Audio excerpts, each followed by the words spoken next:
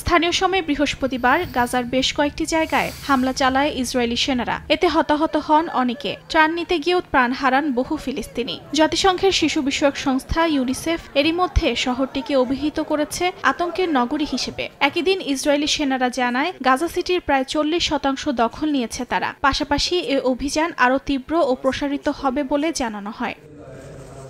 এদিকে যুক্তরাষ্ট্রের পররাষ্ট্রমন্ত্রী মার্কো রুবিও সতর্ক করে বলেন, ফিলিস্তিনকে রাষ্ট্র হিসেবে স্বীকৃতি দেয়া ভুল পদক্ষেপ। এমন সিদ্ধান্ত যুদ্ধবিরতি আরও কঠিন করে তুলবে এবং নতুন সহিংসতার ঝুঁকি বাড়াবে।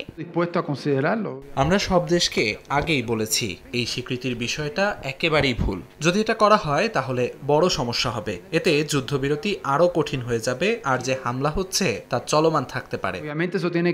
এদিকে ইসরায়েলের বিরুদ্ধে যুদ্ধাপরাধ তদন্তে আন্তর্জাতিক অপরাধ আদালতকে সহযোগিতার অভিযোগে 3টি ফিলিস্তিনি মানবাধিকার সংগঠনের ওপর নতুন নিষেধাজ্ঞা আরোপ করেছে যুক্তরাষ্ট্র। ওয়াশিংটন জানায়, Al Haq, Palestinian centre for human rights এবং আল মিজানকে নিষেধাজ্ঞার আওতায় আনা হয়েছে।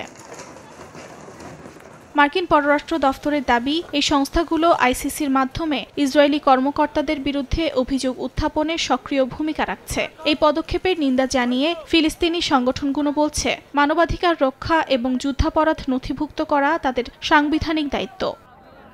অর্জিতা শেহজিন, সময় সংবাদ।